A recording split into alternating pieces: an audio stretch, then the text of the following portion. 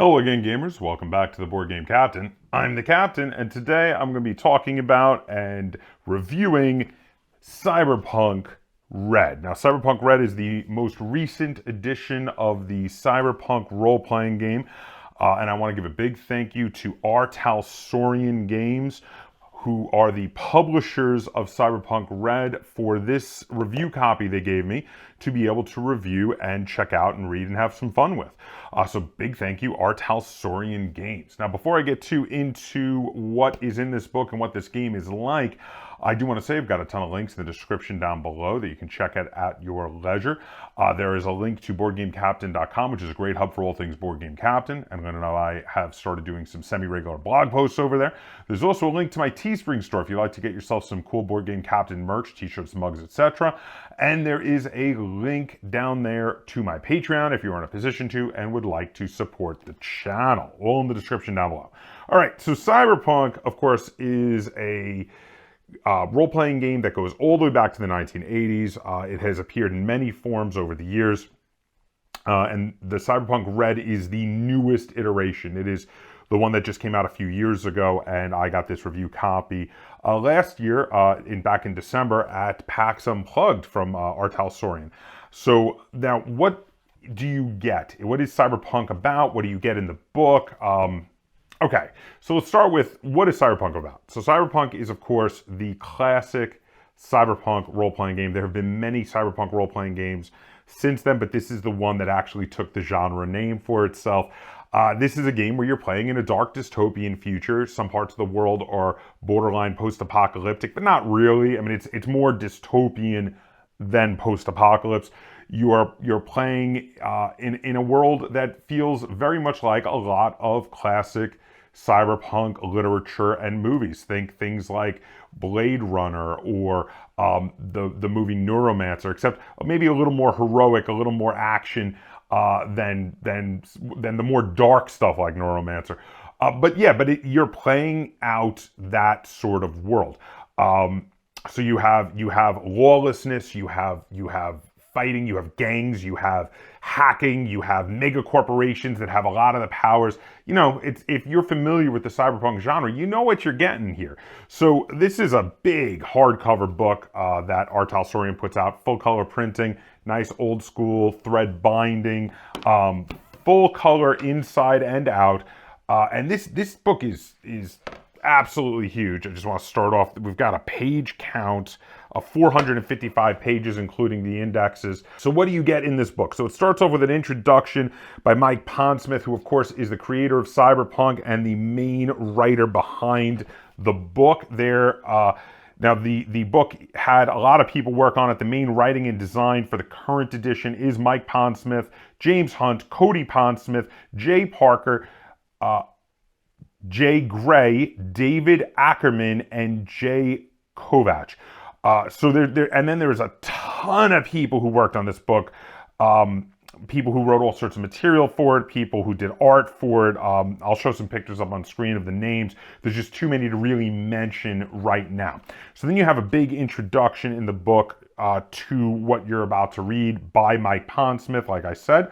And then we have the first chapter, which is Never Fade Away, which takes place in the year 2013, which is 32 years before the setting that the book is currently in. One of the interesting things about the Cyberpunk games is they've apparently been moving the timeline forward as they go between editions. And when we get to the current edition, we are now in the year 2045. But this is not 2045 of our world. This is become an alternate world with an alternate history, because of course, when this was being written back in the 80s, they were talking about the distant future of the 1990s and eventually the year 2000. And of course, we've passed that all long by. And they do fully explain what the differences are in this alternate history cyberpunk world, which actually they have an alternate history, but you're not playing in the alternate history. You're playing in a sci-fi future. So the first chapter here is a storyline that introduces the world to you. And it does a really good job of it. And this storyline does pick up in a few other places throughout the book where you get to see some of these same characters again. but it's actually a really cool read, and it gives you an idea of what games in this world should be like and what the world is like. It's a really good introduction to the world of Cyberpunk Red.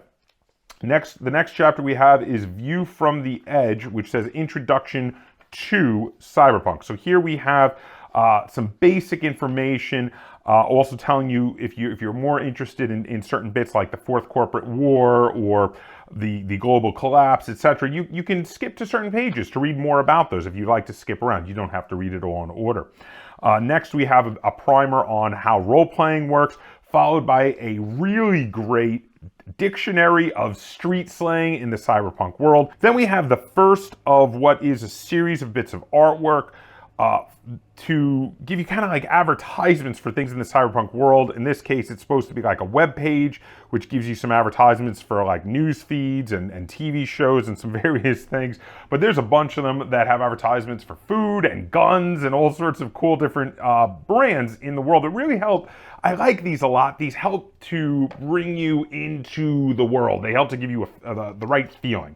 The next chapter is Soul and the New Machine. Who will you be? So this starts talking about the kinds of characters you can play and the various roles you can take on, which are kind of like character classes, sort of. They're more archetypes, if you will, but there's a bunch of different kinds of roles. You've got the rocker boy, who is like a musician or artist of the future. You have the solo, which is like a mercenary. You have the net runner, who is your hacker. You have the tech, who is your repair person / gadget person. You have the med tech, who is of course a medic. You have a media, who is essentially a freelance reporter. You have an exec, which of course works for one of the corporations. And I mean, they totally have the option here. If you want to be a corporate kill or assassination team or enforcement team of some kind, you can have one of your players play an exec, and then all of the rest of the players can be employees working for that exec. You have the lawman, which is a little more of a lawman in a lawless world, if you will.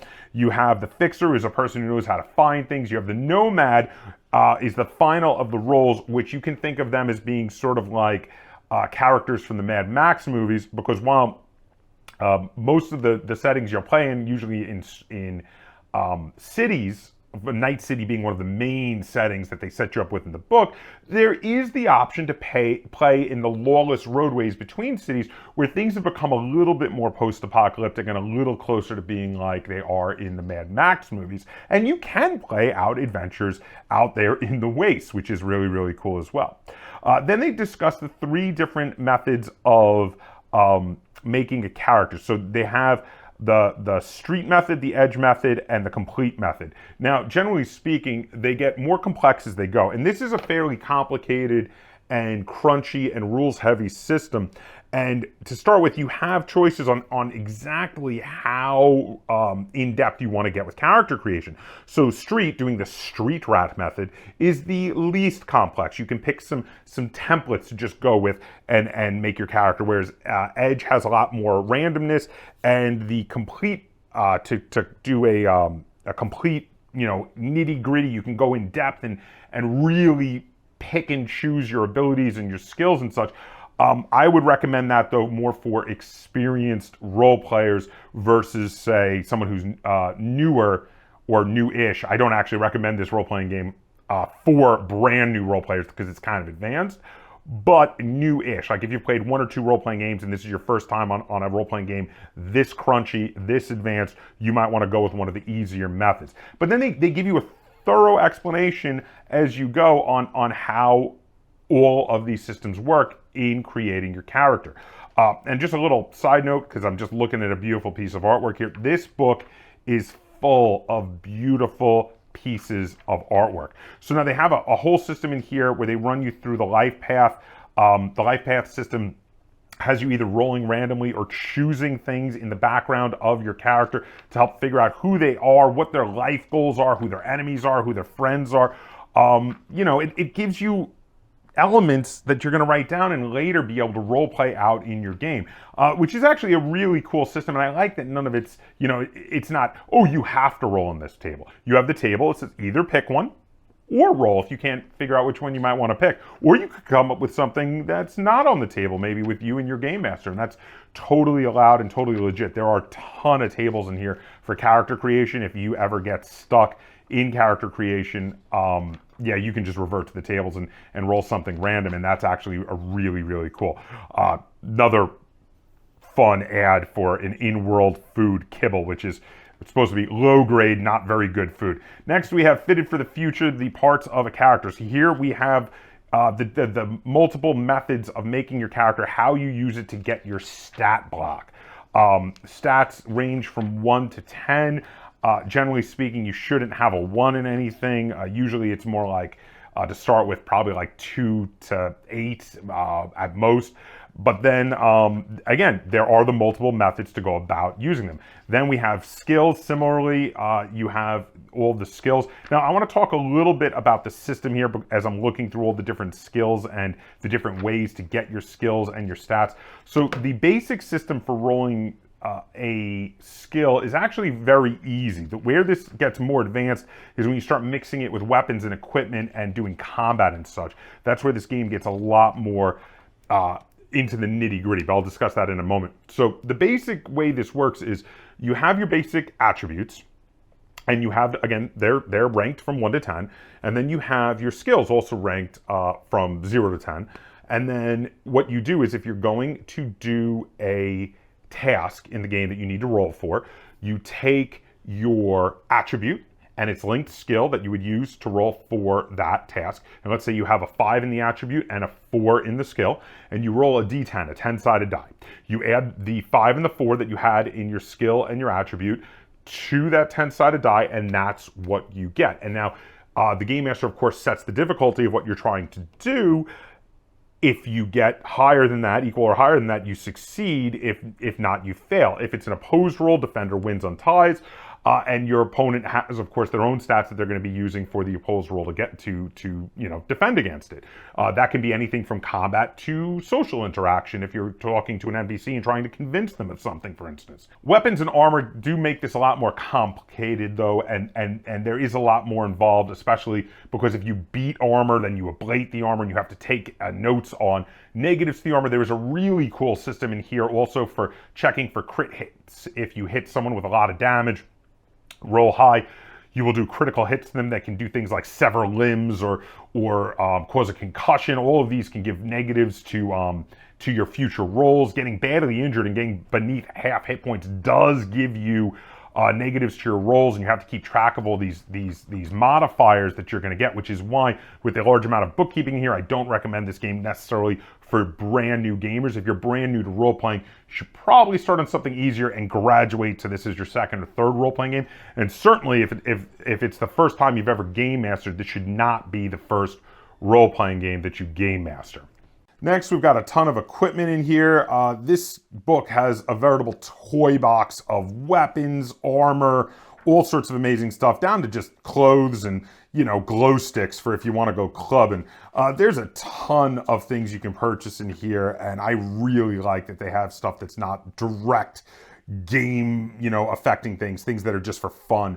Like outfits and whatnot, because it really helps you get into character. Next, we have the putting the cyber into cyberpunk. So this is gives you a lot of ideas about how cybernetics work. It talks about cyber psychosis. They have a system in here where seeing traumatic things can actually cause you to lose empathy and eventually cause you to become a sociopath or have a psychotic break. And doing large portions of your body being replaced with obviously mechanical parts can also cause you to lose empathy as well. So you kind of have to be careful because it could make you go a little nutty. Next, we have the Fall of the Towers. Now, the Fall of the Towers is a big storyline section that again continues off of the first storyline in the book, following the same characters again.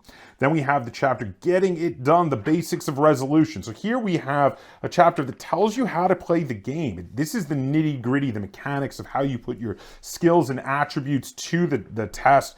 how you do skill checks. And I know I said it before, but I do want to say it again. There is a ton of rules in here, even going into the nitty-gritty of specifically how to use various types of vehicles. So this is a fairly involved system. Again, continuing on with lovely artwork and lovely funny advertisements, we then move it into Friday Night Firefight, which is a continuation basically that gets you into how to use the different equipment and weapons to carry out a combat. This gets into the nitty-gritty specifically of the combat rules. The next chapter is net running. Now this is a rather more advanced kind of system for helping you to do hacking, basically. And here's the thing, this is one of those situations in a role-playing game where, similar to when you're playing a standard fantasy role-playing game like Pathfinder or Dungeons & Dragons, regardless of edition, the magic system is usually this more advanced system that is only really usable for certain character classes. Not everybody's going to be doing net running, just the net runner. Not everybody's going to be casting spells. Just the sorcerer and the wizard are casting spells. Everybody else really isn't doing that.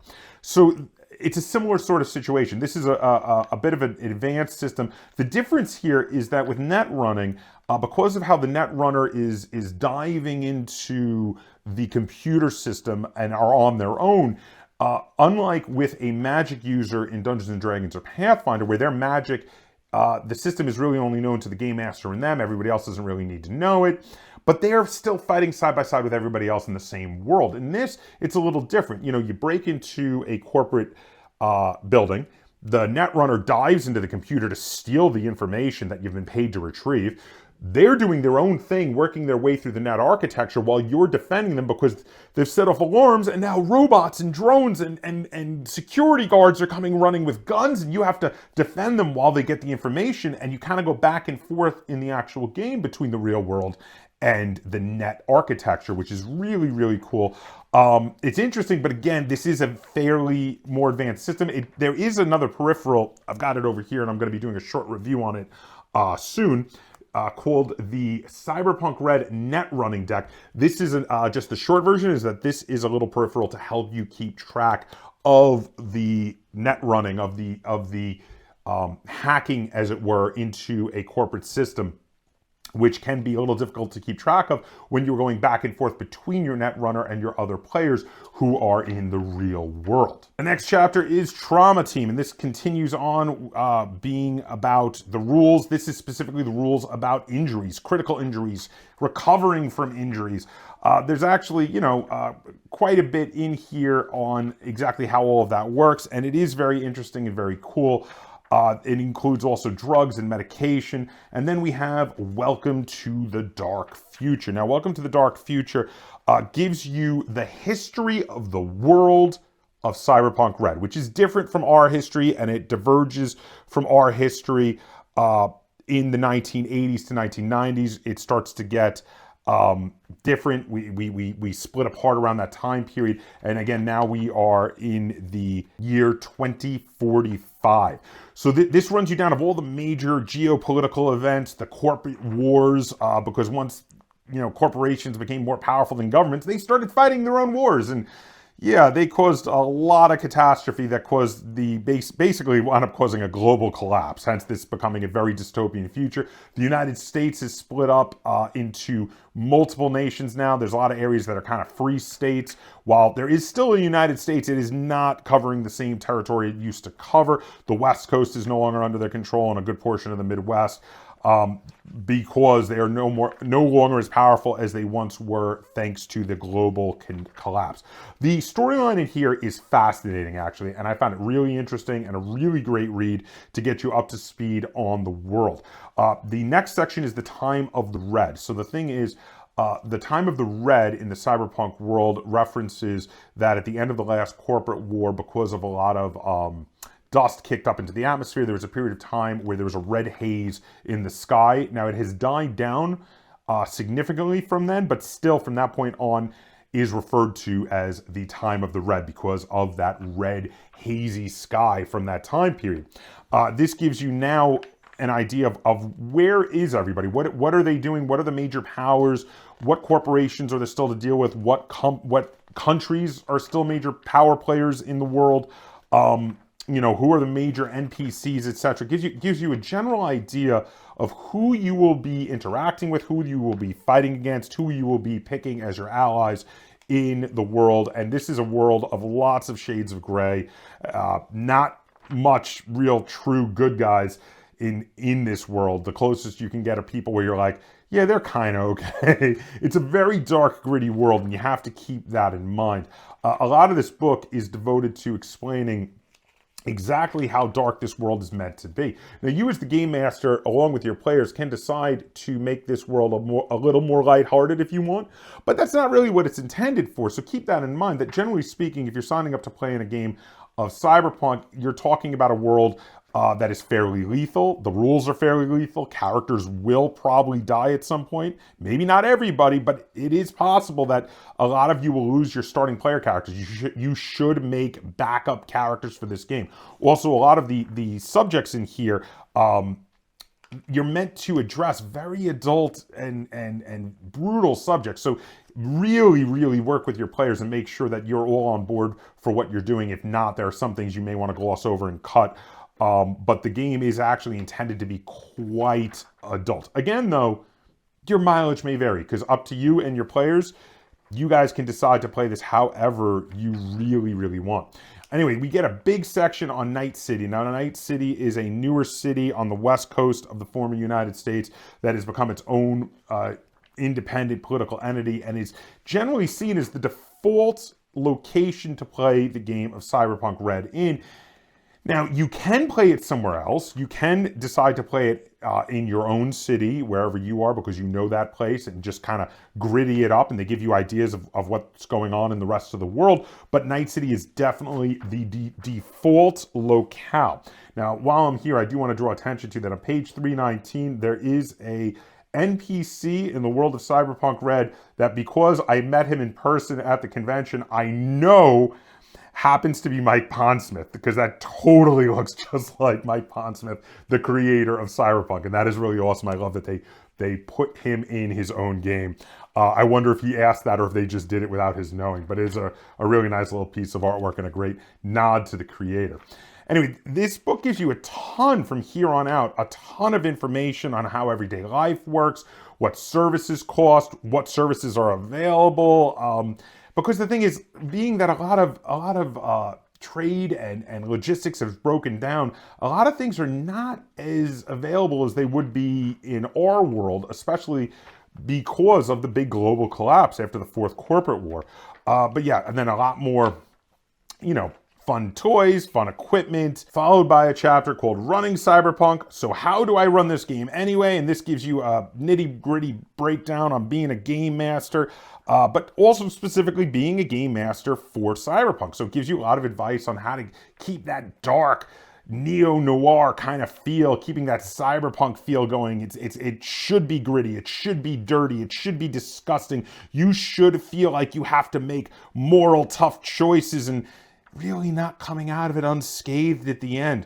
And then we've got some storyline ideas for you for running how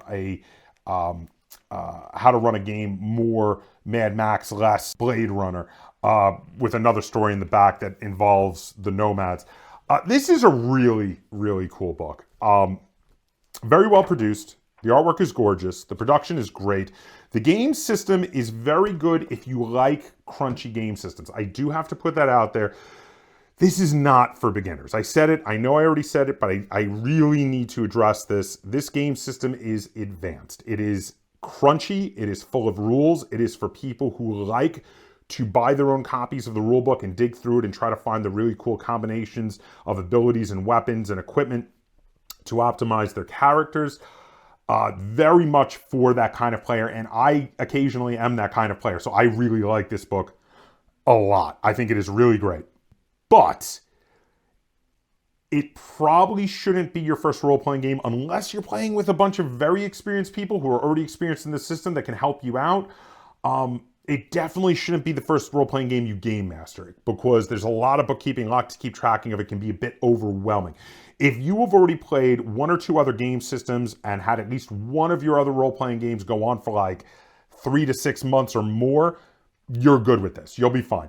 But if for your first game system, you should probably pick something a little easier, a little lighter. I just want to throw that out there. That said, if you're an experienced game master and you have some experienced role players and you're wanting to get together for something heavier, something more involved, something you can really sink your teeth into the mechanics of, something with a lot of really fun, dark adult themes, you're sick of the more lighthearted, kiddie-ish stuff, this is for you. This game is really what you're looking for if that applies to you. So yeah. All right, so overall, I really like this a lot. I do feel I have to deduct a little bit just for it narrowing its player base a bit, but not too much because this is the kind of role-playing game that is for me. So you're going to see I'll be rating it very highly. I really like this book a lot. I think the game system is really cool. It does get advanced, but it is intuitive and it makes sense. The advanced bits of it do make sense, so I don't want to hold that against it too much. I'm going to give Cyberpunk Red 8.5 stars out of 10. I think this book is fantastic. I think if you are modern day looking for a modern rule set to play out a cyberpunk world, this is one of the best rule sets out there for playing out a cyberpunk game, and it's even got the genre again on the product. So, I mean, yeah, this is really awesome. I highly recommend Cyberpunk Red. I think this is a fantastic product. If anything I talked about sounds really cool and interesting to you, I would definitely recommend this game for you. So let me know in the comments down below if you tried Cyberpunk Red. Do you like it? Did you prefer one of the older editions? Feel free to comment down below. If you enjoyed this review of a role-playing game product and you'd like to see me do more, be sure to give this video a like, share it on all forms of social media, and if you haven't already, please subscribe to the Board Game Captain. That's Captain spelled with a K on YouTube. And until next time, game on.